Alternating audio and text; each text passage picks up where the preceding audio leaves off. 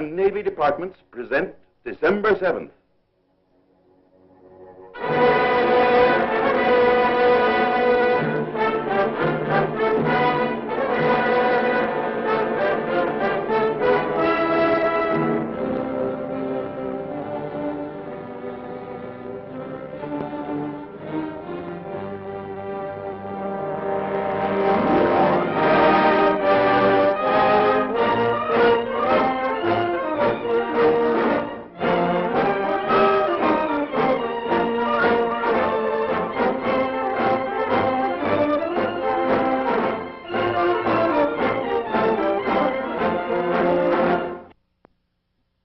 Would you please repeat the last paragraph I gave you, Miss Kim?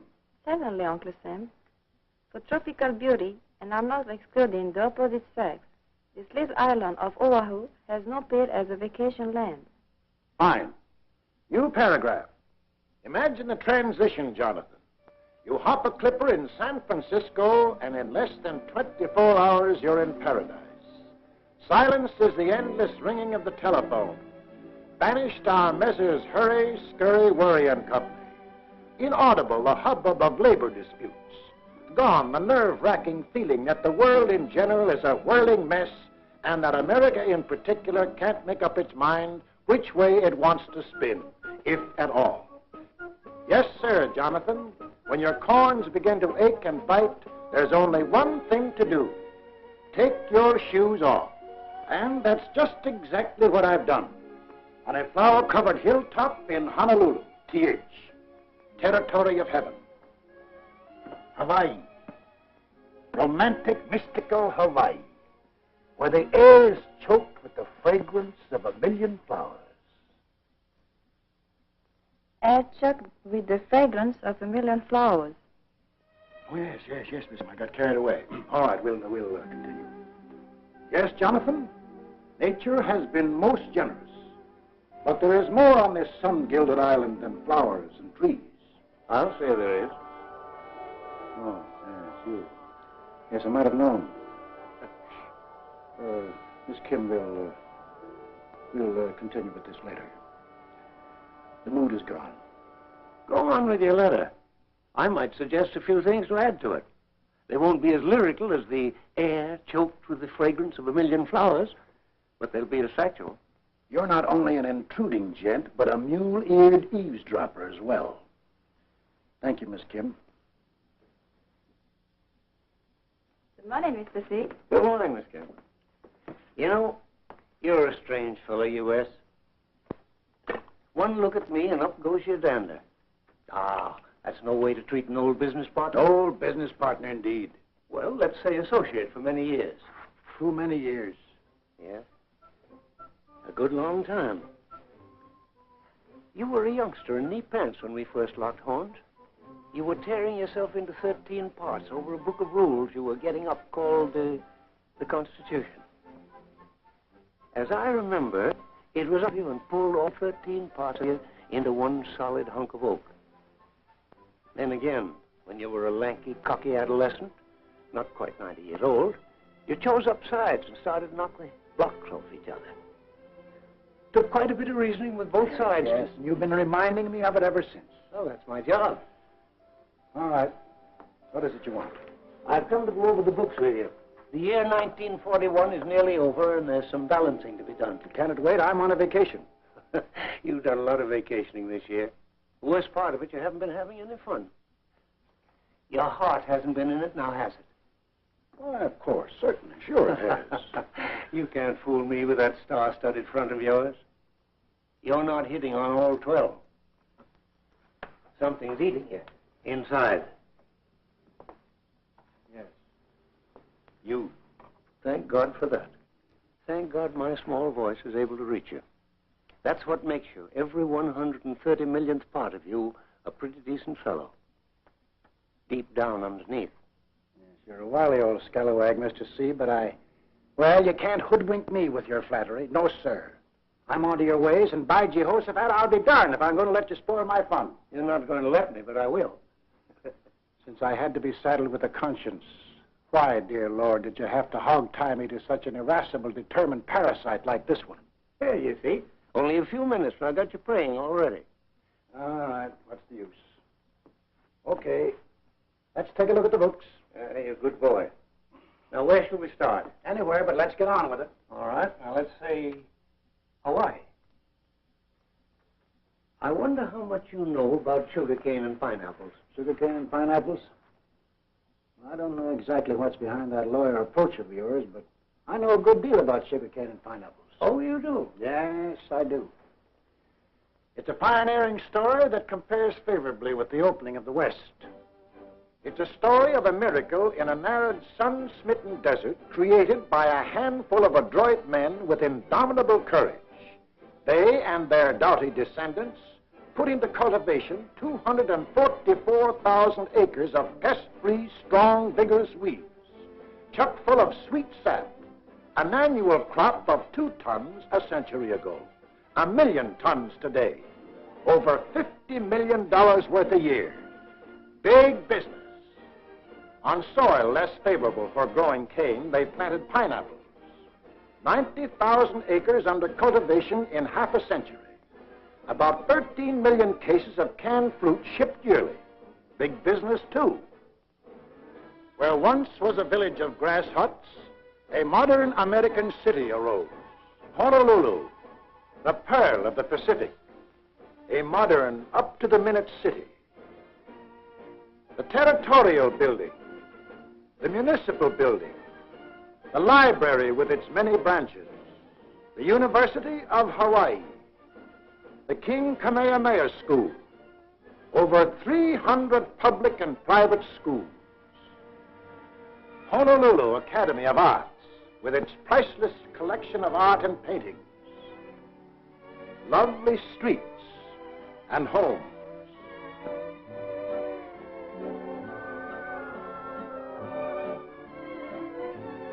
Beautiful houses of worship representing all denominations.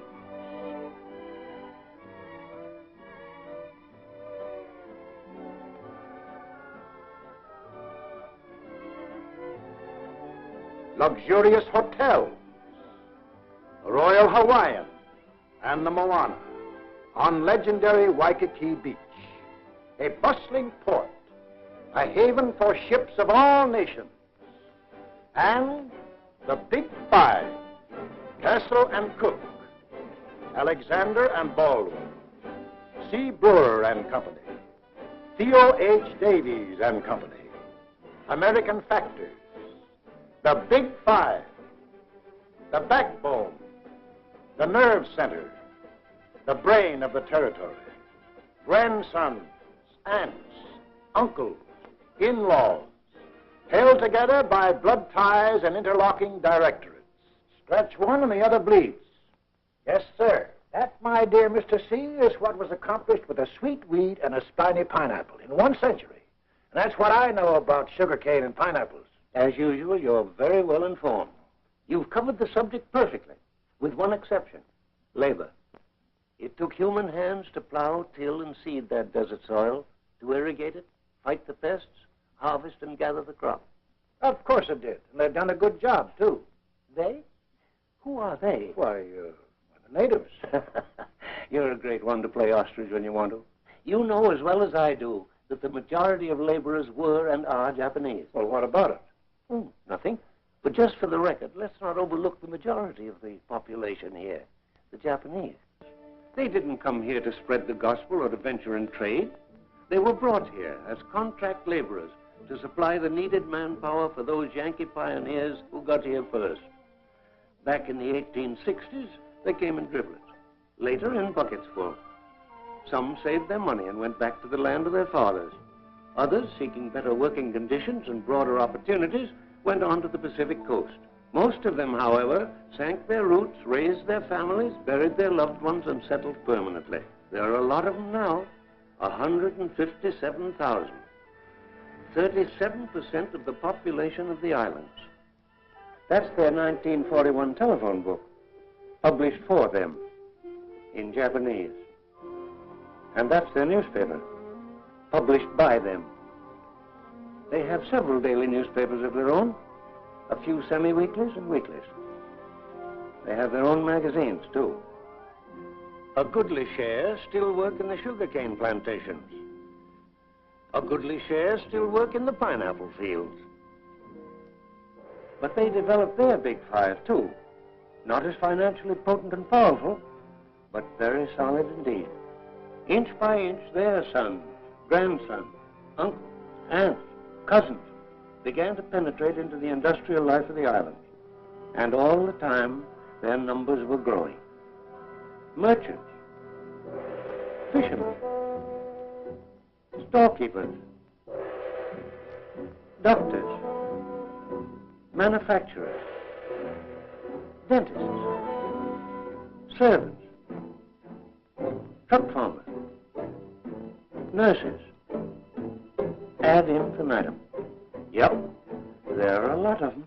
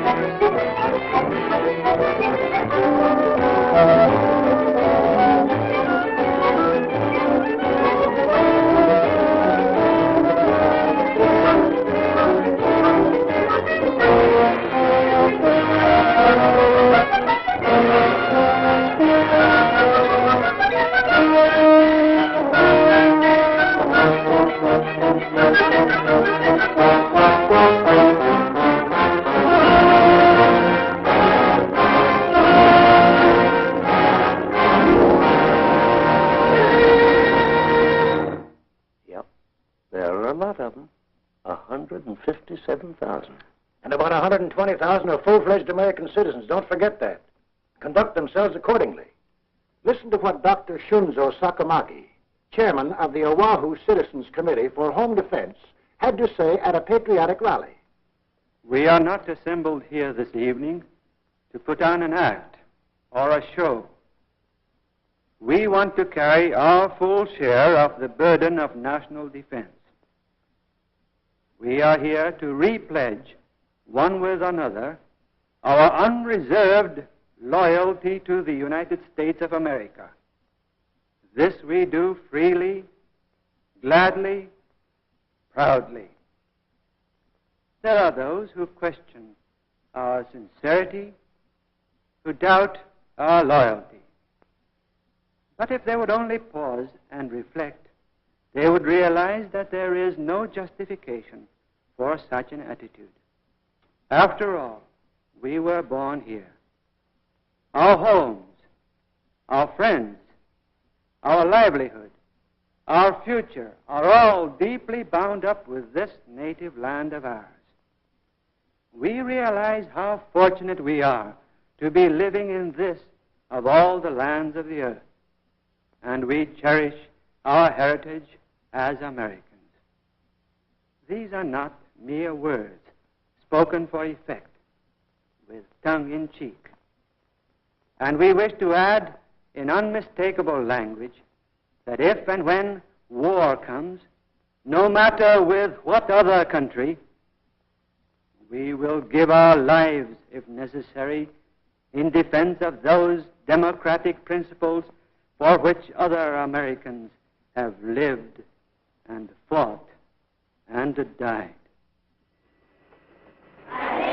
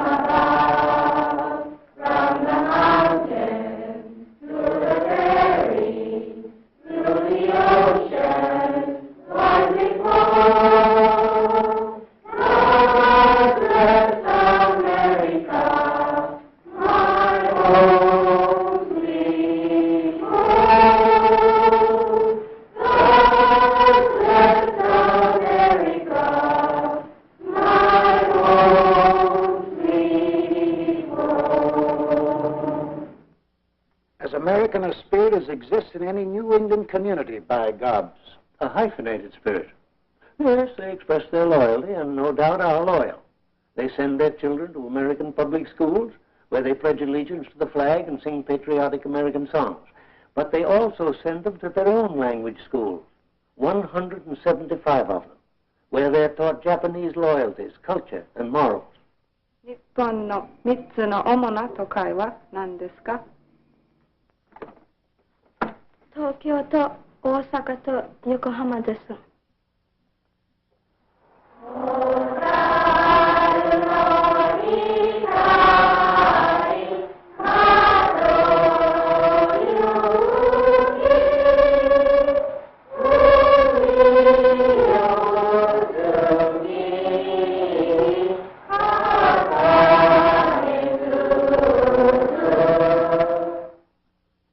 In addition to their Buddhist and Christian churches, they brought with them their so-called religion, Shintoism, and devoutly follow its teachings.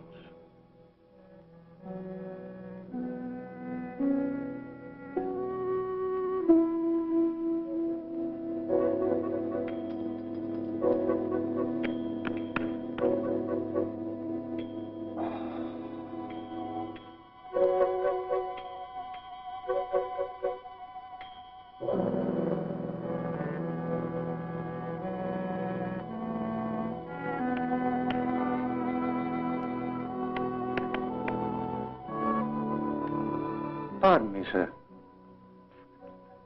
Would you please tell us whom you recognize as a supreme being, as deity? In Shintoism, we worship the first Japanese emperor, whose creation started the world of mankind. Doesn't that imply worship of his descendants, the present son of heaven, Emperor Hirohito? He is the mortal image of our immortal deity. Do you mind telling us what are some of the basic precepts of your religion? Not at all. Shintoism embraces many doctrines. It preaches honor of the ancestors, thereby keeping alive the fires of nationalism and preserving a racial and social bond with the unbroken and divinely descended imperial dynasty. To be a Shintoist is to be a Japanese. This is not, nor can it be, a matter of choice. It is a duty. And they obey their duty. You're forgetting the guaranteeing freedom of religion. Is it an infringement of those rights to prohibit American citizens from worshiping the head of a foreign government? What, I ask you, my liberty-loving friend, would Tokyo think if the emperor's subjects openly worshiped George Washington as a god? Are you implying that all these people are disloyal Americans? Oh, no, indeed not. I wouldn't, nor would anyone undertake to separate the loyal from the disloyal. I'm only presenting the fact. There were about 66,000 American-born Japanese here. In that same year, Japan passed a law giving these 66,000 Americans the right to expatriate themselves from Japan. Yet up to 1933, only about 5,500 did. True, the expatriation procedure was made complicated and cumbersome by the Japanese government. Nevertheless, in that same period, between 1924 and 1933, 39,000 children were born to Japanese parents in Hawaii. But 17,800 of the parents went to the Japanese consulate here and registered their 2-week-old sons and daughters so that they wouldn't lose their Japanese citizenship. If that's Americanism, it's very hyphenated. All right. So there are many Japanese here, and they have their language schools and Shinto temples, and many are hyphenated and some perhaps disloyal. But don't go getting the impression that I'm entirely unaware of their presence here. My police forces, federal and local, are constantly vigilant, and backing them up is the largest naval fortress in the world. As long as the American flag flies over these bastions of military strength, no one need sleep uneasily. And let me remind you, it's a bastion I'm very proud of, just in case you've forgotten. I haven't forgotten, but neither have the Japanese. Ah, there you go again. No, this time I mean the Japanese imperial government, through its consulate general and his 250 vice consuls. The Japanese consulate. diplomatically protected by the flag of the rising sun.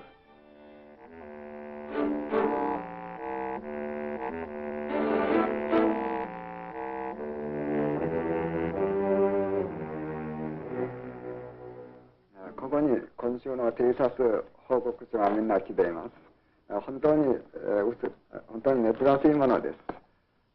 ポールハーバーのすぐそばには書道畑があって、またそのそばには日本人の家がいくつかあるそうです。そうか、聞かせてくれ。月曜日には帝国の一番大きい高校母艦は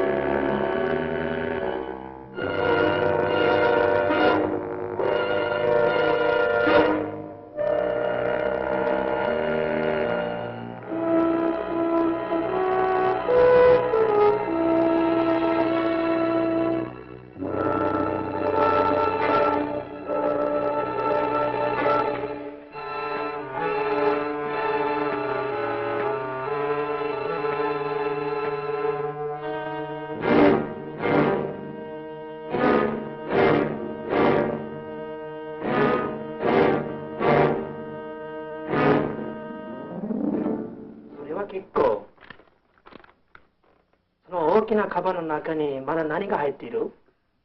ここには写真師が撮ったいろいろな写真と、まだその他にも報告書がみんな含んでいます。それは結構。ちょっと見せてくれ。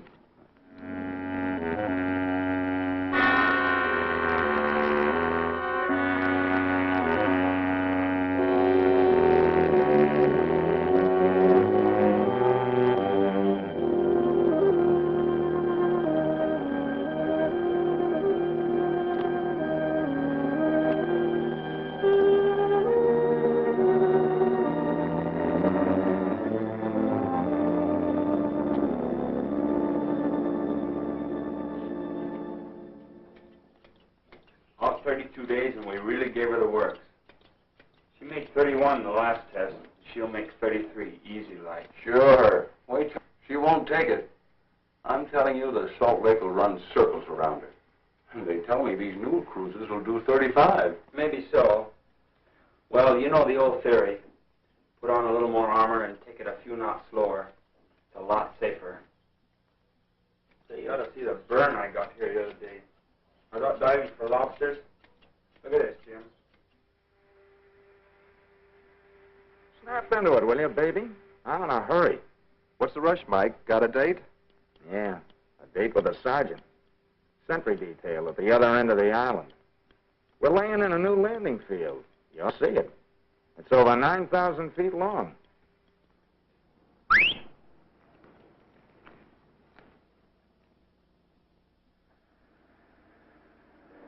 Gosh, I hope we don't miss that showboat. Oh, we'll make it all right. We always have. Hey, there goes one of those new Army bombers. That crate's got plenty of firepower. Yeah, in the nose. A guy from Hickam told me that last week in a test they sicked a pursuit on her. Her tail's as blind as a bat.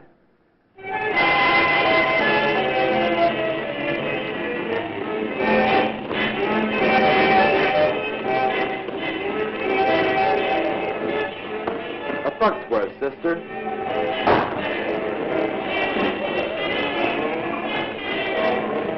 Let's go, cutie pie.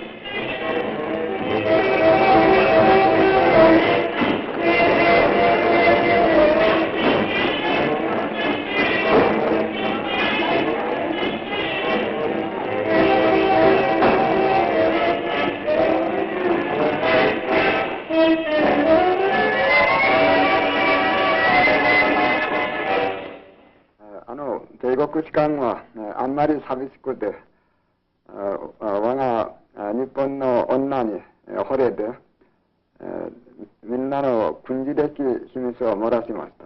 ここに、その女から来たヒッコンフィールドに関する詳しい報告があります。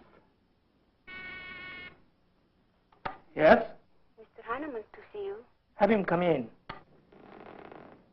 Thank you, Ada. Good work.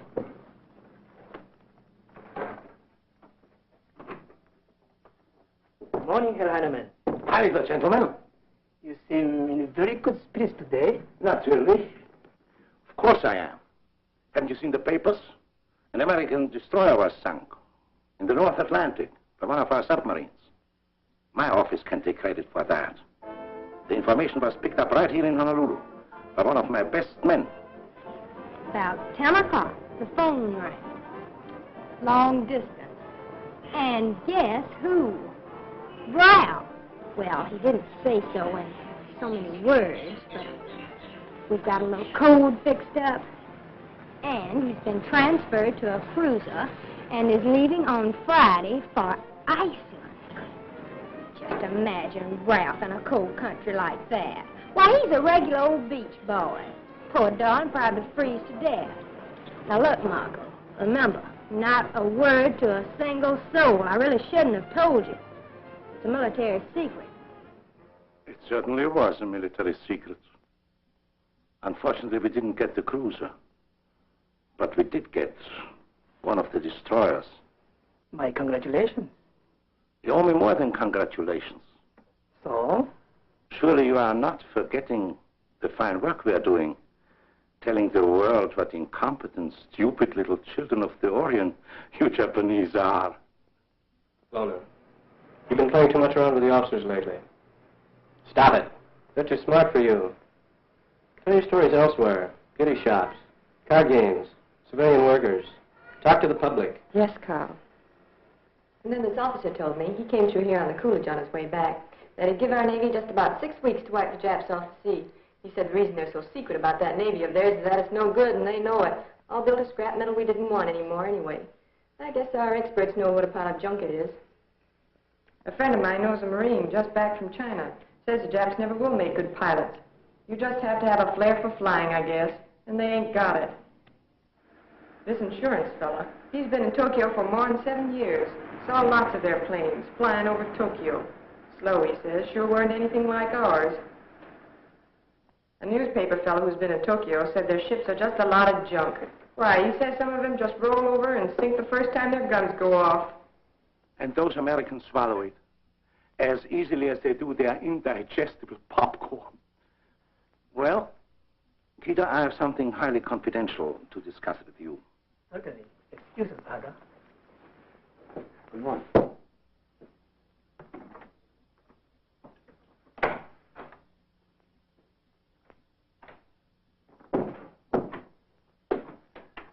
Our San Francisco office informs us that Washington has sent here many FBI agents and that military and naval intelligence men are practically everywhere. Oh, not very.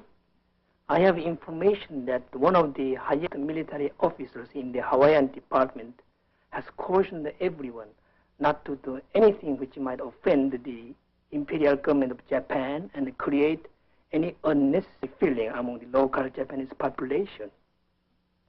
No action will be taken.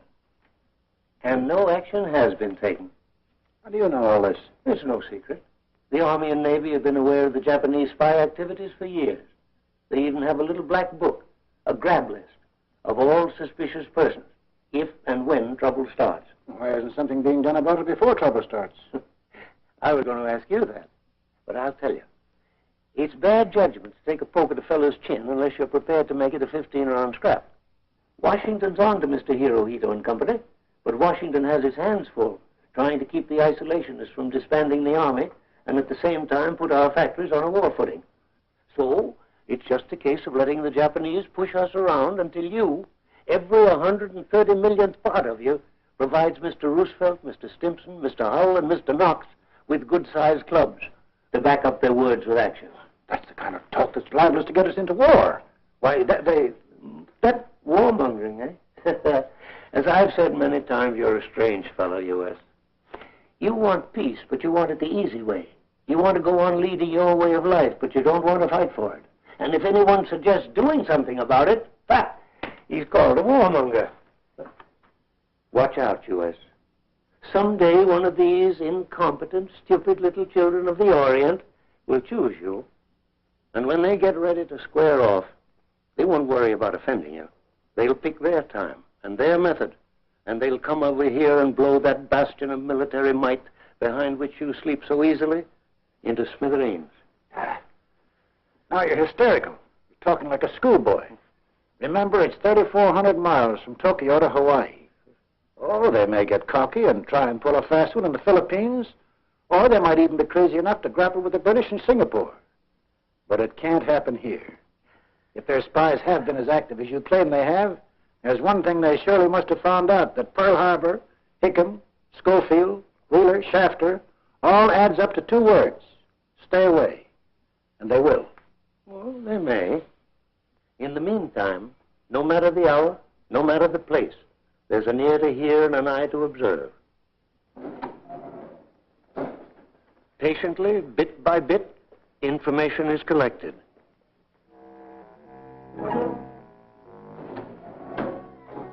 Patiently, bit by bit, it is sent out. 今日はポールハーバーに第12番の上代がある。今週の末頃に軍艦ペンシルベニアとネバダが帰るつもりである。The ever-present diesel-powered sampan is used for other purposes besides fishing. 注意腹の報告である。飛行機 TPY この辺にある。連絡は引き延ばせよ。The diplomatic pouch eliminates the need for secrecy. Thus, by shortwave and diplomatic pouch, Tokyo is kept informed of all our ship movements and all our military activity. By patriotic subscription, they support the war in China. By low-cost tourist rates, thousands go back yearly to the homeland. In return, Tokyo sends over Shinto priests, educators, writers, who go up and down the islands with monotonous regularity. For 2.5 hours daily, Tokyo broadcasts programs in Japanese, featuring news reports and governmental happenings. その登場は異界で母人とロンと東京との間に三国同盟の強固たることを再び断言した。Quite often they get very chummy and allow their tourists and relatives to send their greetings back. もしもしホノルル。ここは東京です。私の友人高橋さんとサンタさんと松田さんとの中によろしく申し上げてください。And when Tokyo speaks, they all listen, rich and poor alike. So it's plainly a two-way proposition.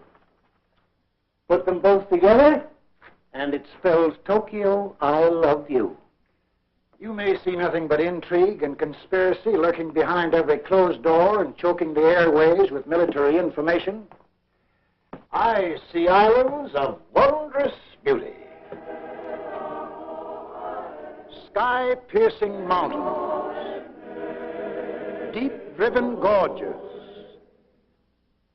dashing surf, and miles of colorful coastline, tropical skies, the world-famous landmarks, Diamond Head, the upside-down falls, the Pali. I see islands inhabited by people of many tongues, of many lands, living side by side in neighborliness and friendship. My islands are of many races, many mixtures. The total population is 423,000. There are 7,000 of us. I am Korean.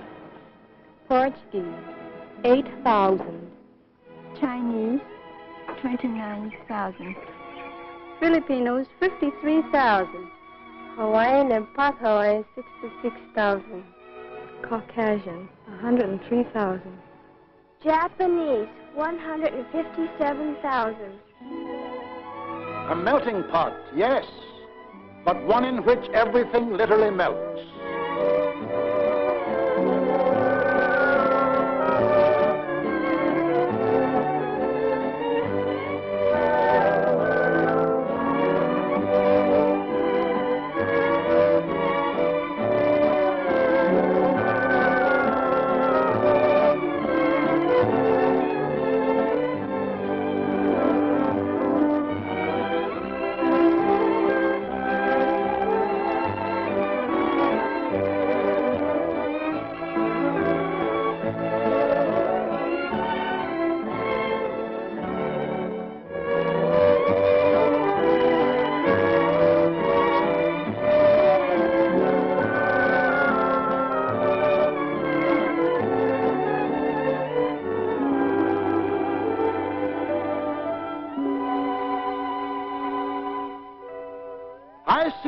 islands to which people from the world over have brought their colorful traditions and customs and adapted them to our American way of life.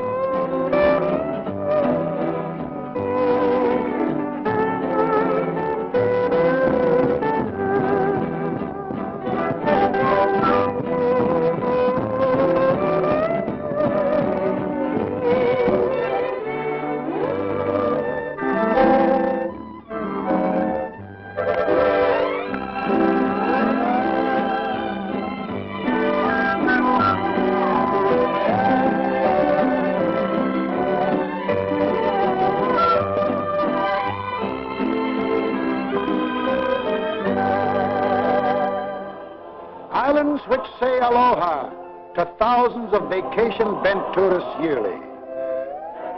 Aloha. Aloha. Aloha.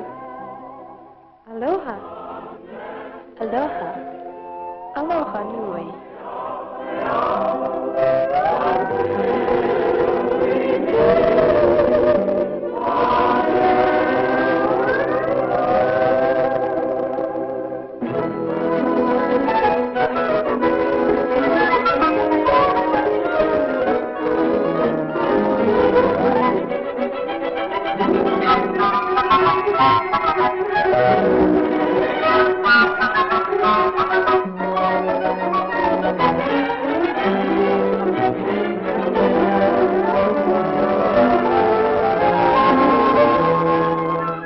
Islands once ruled by the great King Kamehameha, and over which now in dignified splendor flies the flag of the United States.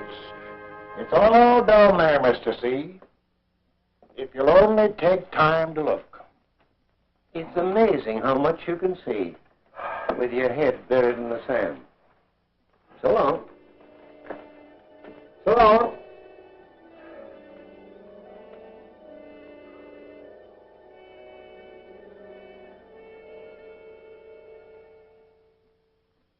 Sleeping peacefully, Uncle Sam? No problem? No worry? Everything in order, eh? Go away, Mr. C. I'm tired. I'm tired, too. The whole world is tired. Why must you plague me so? I'm tired.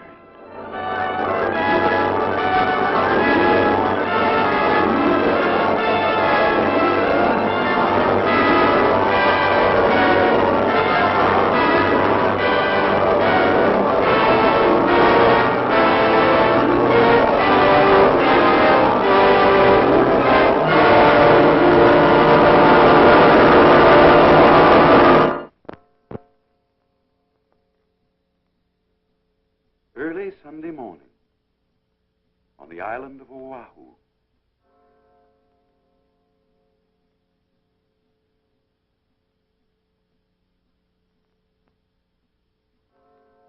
On a hilltop, Uncle Sam lay fast asleep, warned of the fire that was licking across the oceans from without, warned of the dangers that were threatening from within, tired from wrangling with his conscience and fatigued after a long, dark night full of disturbing events, as indeed the year 1941 was. He slept in the early Sabbath calm. Safe and secure behind its military and naval ramparts, the city of Honolulu, like many another unsuspecting American community, was also asleep. At all the Army and Navy establishments on the island, after repeated warnings from the War and Navy departments, a number 1 alert had secretly been in effect for 11 days. This alert provided suitable defense against possible acts of sabotage and uprisings within the island itself, but made no provision against attack or invasion. At Hickam Field, the Army's bomber base, precautions were taken to safeguard the equipment against sabotage. Hence, on this Sunday morning, the planes were concentrated in hangars or lined up row by row on the open field. Immediately adjacent to Hickam Field is Pearl Harbor, the Navy's $100 million fist. Here, on this morning of a tragic day of reckoning, capital ships, heavy and light cruisers, lay at anchor. At anchor, too, lay several destroyers, tenders, minesweepers, and repair ships, 86 vessels in all. By 7 o'clock, the city began to stir. For the the most part, the atmosphere was serene and quiet. At Hickam Field, ground crews were at work. On a dock in Pearl Harbor, a few bluejackets idled away a few minutes. At Kaneohe, a field mass was being held. Shipmates, today is the third Sunday of Advent, the 7th of December, which means that Christmas is not far ahead. I don't have to remind you fellows that the old Lurleen is about to shove off, carrying Christmas gifts and letters to the home side. Why not buy them a few presents? You might get Mother a Pikaki lei, or little sister a hula skirt. I think they'd rather have something from little Johnny out here in Hawaii. This is the time when you're going to be missed. So send them a present for Christmas. But that letter is so important, however.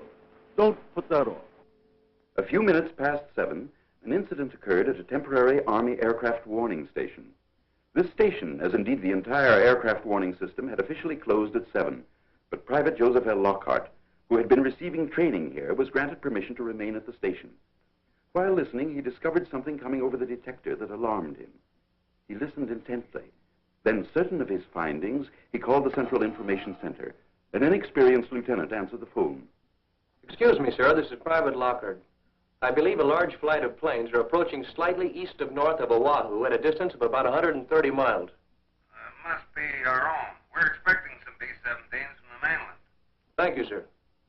This incident, where it acted upon, would have given our forces brief but precious time for defense action, and may have considerably affected the events of this fateful day. Regrettably, Private Lockhart's warning went unheeded. It was 7:50 a.m. by the clock on the Aloha Tower when the drone of planes was faintly heard.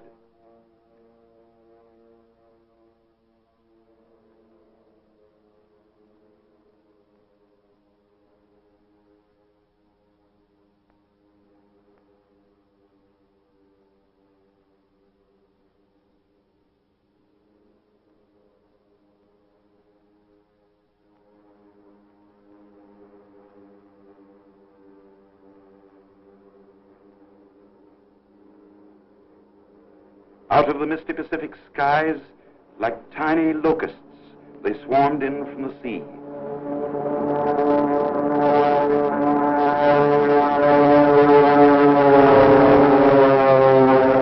From the south.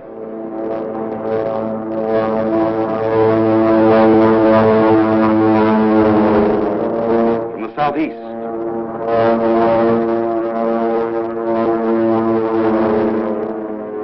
From the north.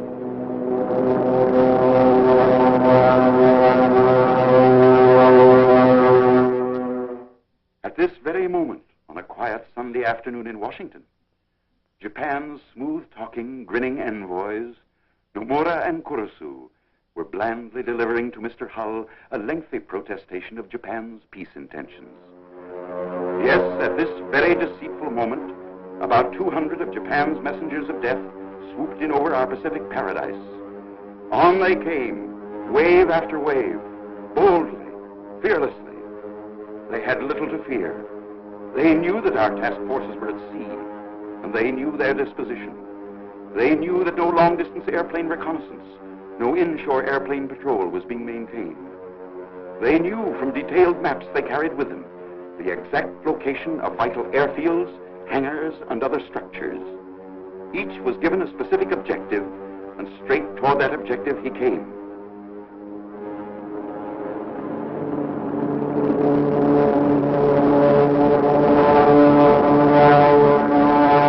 Over the Koolau Range.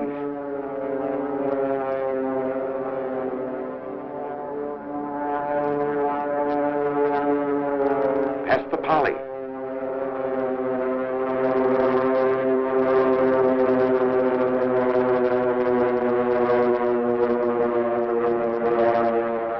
Diamond Head.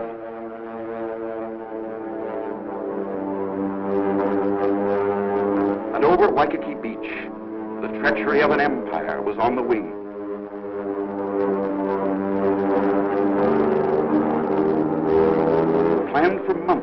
brilliant coming, favored by our lack of readiness, with the sky and sea all their own, at 7:55 a.m., hell broke loose. Man-made hell, made in Japan.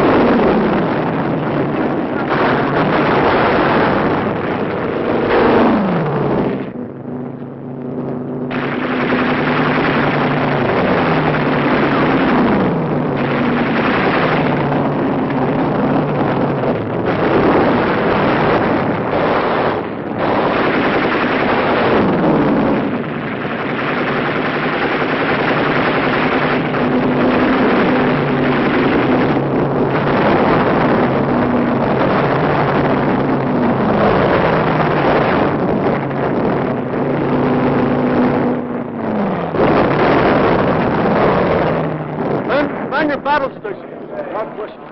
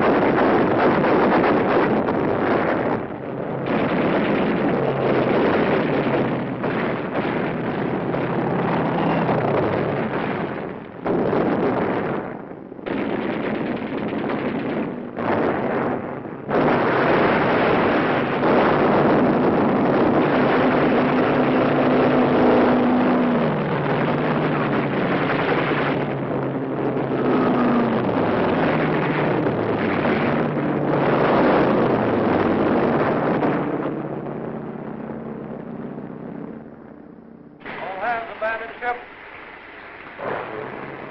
All hands abandoned ship.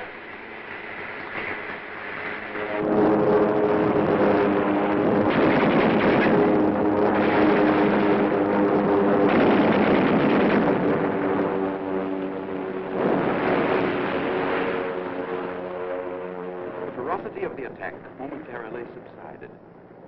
In the city, the people, awakened by the bombardment, believed the Army and Navy were staging large-scale maneuvers. Scattered bombs, incendiaries, and machine gun fire had changed their minds.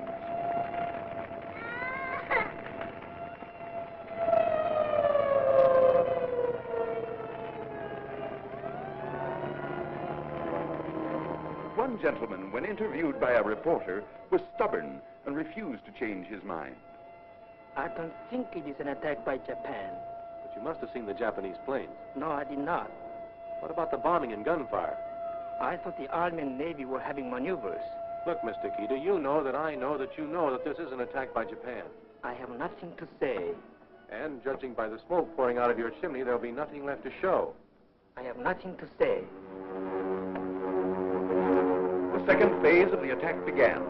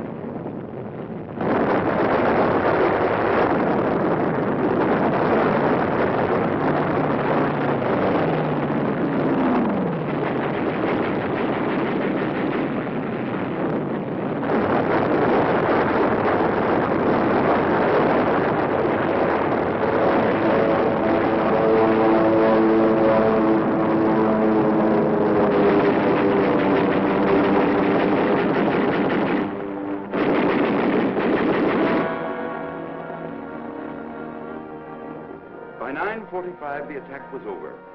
1 hour and 50 minutes of perfidy. The last wave of the invaders was beaten off. Yes, beaten off by our men, who against overwhelming odds, heroically and magnificently gave notice to the world that we had only begun to fight. When they sneaked in, they were about 200 strong, only about 150 when they departed. Behind them, they left about 50 of their planes. Most of them were scattered on the airfields in charred, twisted, and mangled wreckage.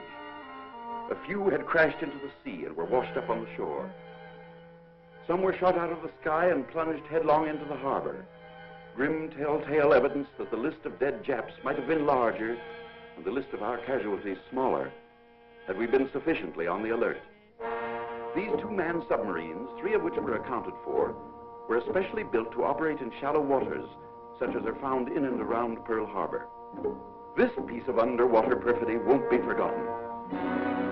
Yes, this, as indeed the whole diabolical plan of the attack, was conceived and aimed toward achieving one objective, and one objective only: to catch us off guard, smash our fleet, cripple our standing as a sea power, and put us out of business. In this it failed, but tragic and terrible was the scene of destruction. Heartbreaking, the sight of ships built to fight and die proudly, now left burning in shallow graves. Painful and lamentable the scenes at Hickam, Wheeler, Kaneohe, with barracks, hangars, and equipment a mass of battered debris. Always, said President Roosevelt, always will our whole nation remember the character of the onslaught against us.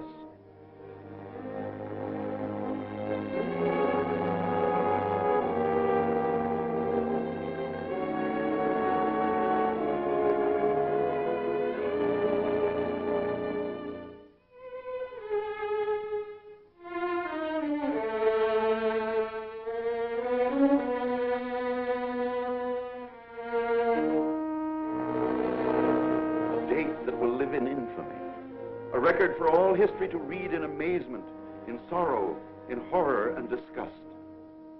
Those also were President Roosevelt's words. Horror and disgust, amazement and sorrow.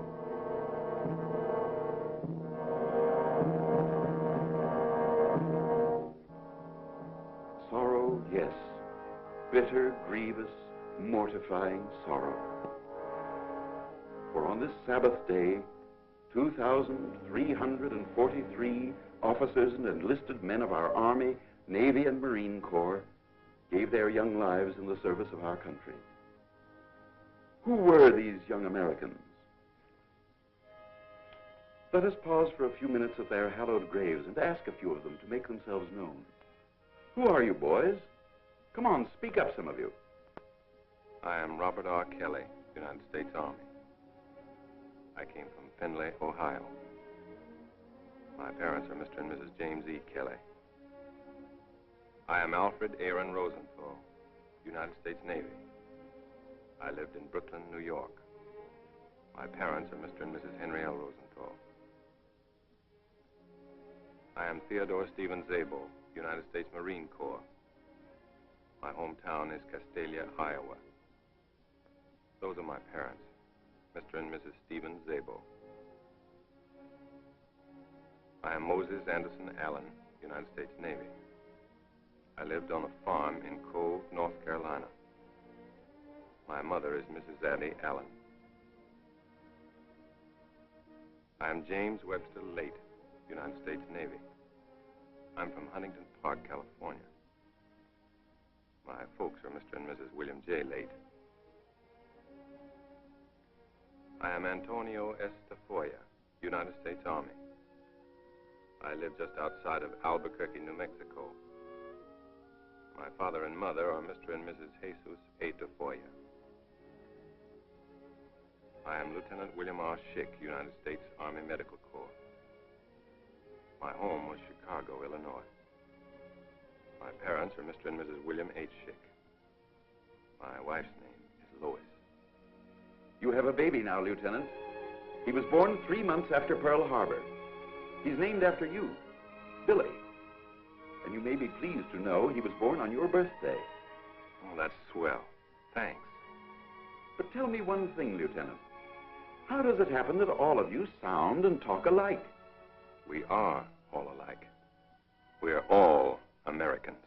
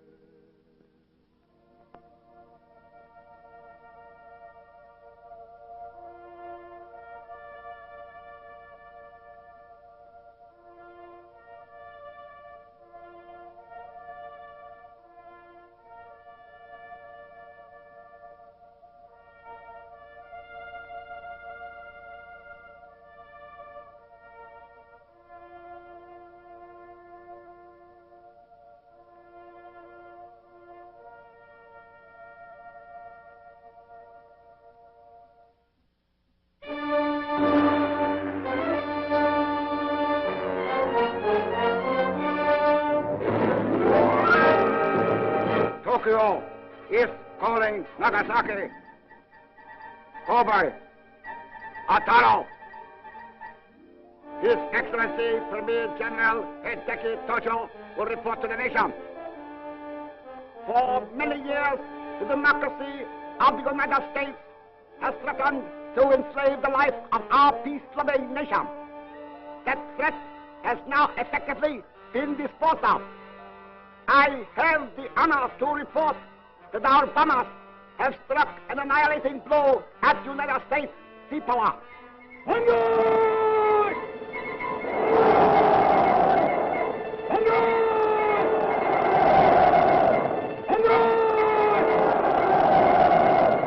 Here are the facts. Almost immediately, the crowing began. Let's listen to the facts. The battleship Arizona sunk and lost. Regrettably, that's correct, Mr. Tojo. The aircraft carrier Enterprise capsized and lost. Incorrect. That's the old target ship Utah. The battleship Oklahoma capsized and lost. Capsized, but not lost. Plans are underway for righting her. The battleships California, Nevada, and West Virginia permanently damaged beyond repair. Temporarily damaged. But just a minute, Mr. Tojo. Before you go any further with your facts, meet Captain H.N. Wallen of our Navy. He is the Bureau of Ships expert on salvage and repair. Together with hundreds of civilian technicians, machinists, welders, mechanics, engineers, many of whom were recruited from the mainland and working in complete harmony with Navy personnel, he began a 24-hour, around-the-clock job of salvage and repair that will stand forever as one of the great achievements in maritime history.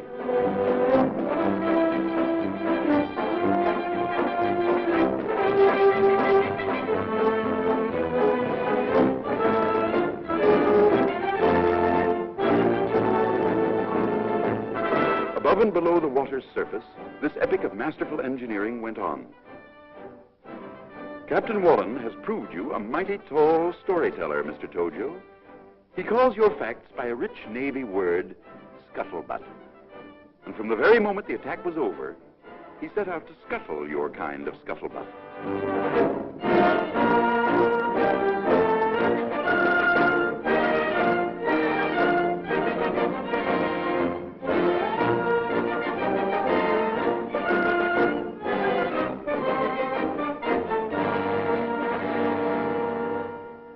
The 23-year-old California, known affectionately to our Blue Jackets as the Prune Barge, with her ugly wounds temporarily bound, was refloated and towed to dry dock. Similar attention was given to the 28-year-old Nevada and the 21-year-old West Virginia. Here in dry dock, in record-breaking time, they were overhauled and improved from stem to stern, from hull to peak. Now, dressed in their up-to-the-minute fighting garb and raring to go, these mighty warriors and their proud crews stand out to sea. Godspeed.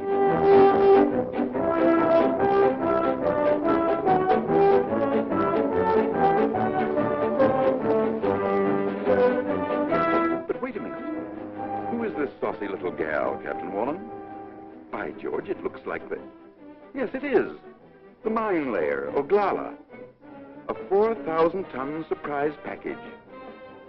Given up and reported as lost, this former Fall River Line passenger ship was righted and refloated. Taken to dry dock, this small, dauntless craft was refitted and repaired. Now, spankin' new, this veteran of World War I again takes up her battle station.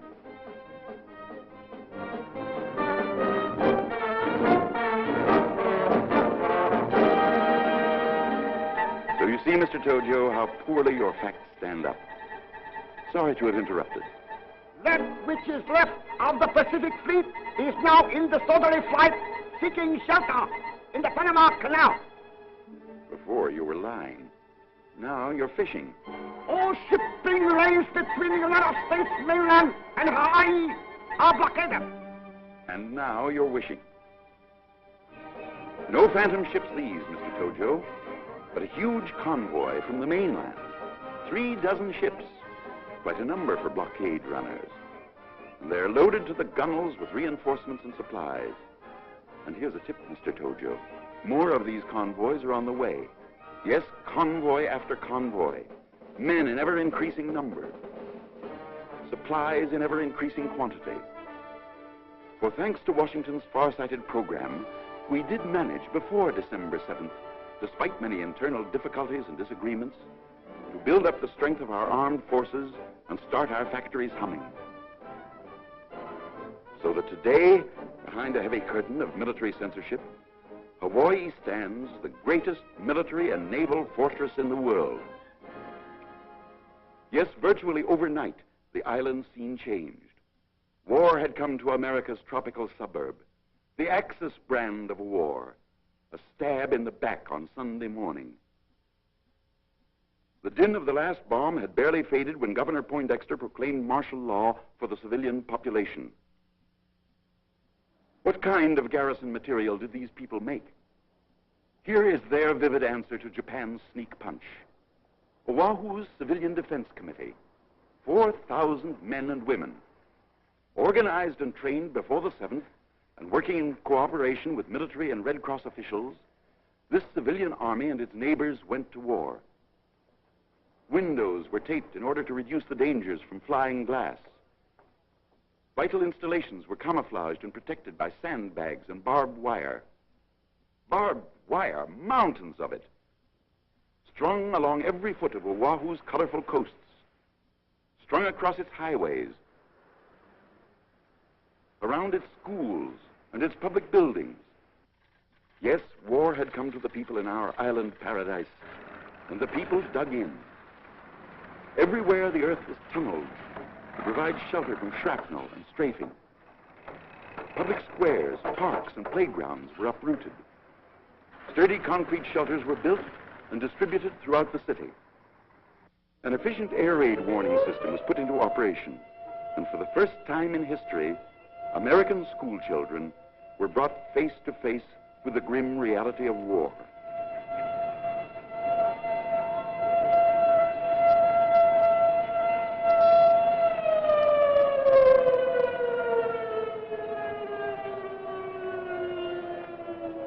Even tiny little tots, confused and bewildered, were taught to march into zigzag trenches.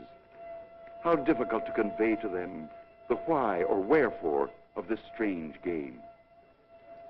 Still more difficult to explain the need for these monstrous-looking things. But the fathers and mothers of Hawaii did. For this war is a war of survival, a people's war. Even a little people's war, yes, right down to striplings and infants. A bunny mask, but no toy, this. For this child, a grim memory of your treachery, Mr. Tojo. Well did the mothers of Hawaii, as they waited in endless lines for these bunny masks, remember the gas attacks in China. Well did they know that that which you tried in China, you were capable of trying here.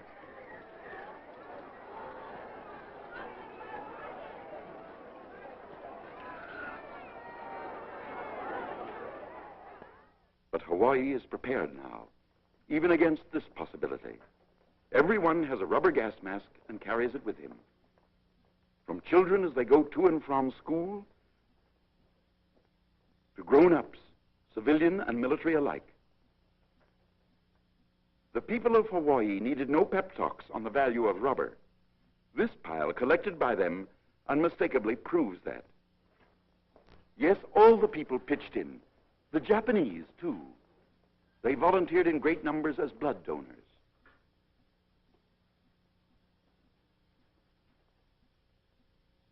They liberally supported the war bond drive. And everywhere, this scene was commonplace. $25 war bond. Name? Kanae Kajiwara. Kajiwara. The younger generation did its share and fully justified Dr. Shunzo Sakamaki's faith and trust in his fellow Japanese.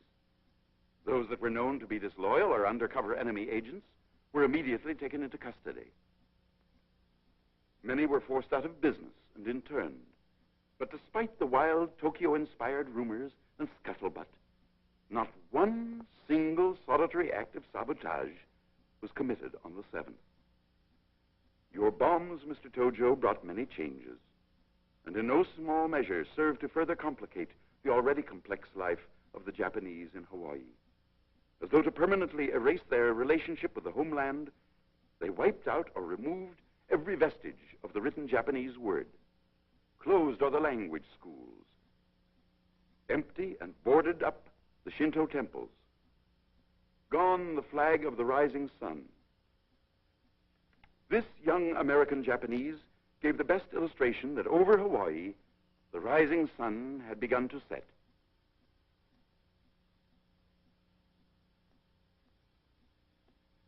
Thus, war came to Hawaii, USA. The Aloha Tower, once the symbol of welcome and hospitality, now stands clad in weird war paint. No longer do luxurious liners bring vacation-bent tourists to these once happy isles. The liners, too, have gone to war. No longer is Waikiki Beach the sun-kissed playground of the Pacific. Barbed wire has changed its face, too. Now, at twilight, the city streets are empty and deserted. Blackouts start each day promptly at dusk. Well, you may crow, Mr. Tojo. You've done a good job of stabbing in the back. You've darkened our cities. You've destroyed our property. You've spilled our blood. Our faith tells us that to all this treachery, there can be but one answer, a time-honored answer. For all they that take the sword shall perish with the sword. So that's the story of Pearl Harbor, before, during, and after the infamous attack on December 7th. It's all true. You can take my word for it, because I know. I was there. I died there. Who you parley-vooing with, buddy? Oh, just talking to some of our fellow Americans. Up here or down there? Down there. It's a waste of time. Oh, they're all right. Ain't the way I size 'em up. I ought to know. I've been watching 'em from up here for 24 years. Where did you get yours? On the Marne. Oh, you're a veteran. To you rookies, yeah, but I ain't no veteran. Over there's men that fought the Redcoats with George Washington. Saw the general the other day. Over there, the boys of 1812, the Indian fighters. Up there's regiment after regiment of blues and grays. Back down Manila Boulevard, there's some of Dewey's men. My outfit's billeted up here in the new sector. Reckon they'll be opening up some more sectors now. Plenty of room for all of you. For you boys from this war and from the next. There isn't going to be any next. Oh, where have I heard that before? Yes, I know. It's been said since the Bible was in its first edition. But this time, we're going to make the world safe for democracy. The world safe, period. Safe for us to continue our democracy. Safe for any other nation who may choose to live under a democracy or any other book of rules, whatever its name. Just so long as they call a fair ball fair and a foul ball foul. Who's going to do your umpiring? Every nation. The bush leaguers and the majors alike. If and when they prove themselves able and worthy to rate being called a ball club. I've heard all that before, too, buddy. And no reflection on you, it was said better by a great man that's up here with us now, Woodrow Wilson. And what happened? America decided they didn't want to play ball at the International League, so they left Wilson out there on third base and they walked off of the field. When he tried to tell them that they're a big league club now and that they no longer playing sandlot ball, they sold him and his hopes and his ideals down the river. That was 1918, 500 years ago. This time you can bet your last Lincoln penny Uncle Sam's gonna be right in there, pitching. You taking any bets? When the last shot's fired, they'll take all of the Roosevelt, the Wallace, the Hull, the Wells, the Wilkie speeches. They'll pack them away in mothballs. They'll climb up on the bleachers. They'll eat hot dogs. They'll watch the other clubs slug it out. 6 will get you 12. That 15 or 20 years from now, they'll be opening up new sectors in here. Better cut down on the odds, soldier. Because when this ball game is over, A lot of guys are going to be struck out, that's true. But a lot of guys are going to be coming back to home plate. And they're going to ask a lot of questions. And they're going to have a lot to say about who does what and when. A whole flank of contracts and promissory notes is being dished out to them. And they're coming back to collect. My money's on them. And on the Roosevelts, the Churchills, the Stallions, and the Chiang Kai-sheks. I'm putting my dough on a ball slugger called reason. On a pitcher called common sense. On an outfield called decency. Faith. Brotherhood. Religion. Teams like that are warming up all over the globe. They're in spring training now. But when the season starts, they're going to be all out there slugging, pitching, fielding their way to a World Series pennant called peace. Yes, all over the world. In Australia, Belgium, Brazil, Canada, China, Costa Rica, Cuba, Czechoslovakia, the Dominican Republic, the Free Danish movement, England, Ethiopia, the Fighting Free French, Greece, Guatemala, Haiti, Honduras, India, Yugoslavia, Luxembourg, Mexico, the Netherlands, New Zealand, Nicaragua, Norway, Panama, the Philippines,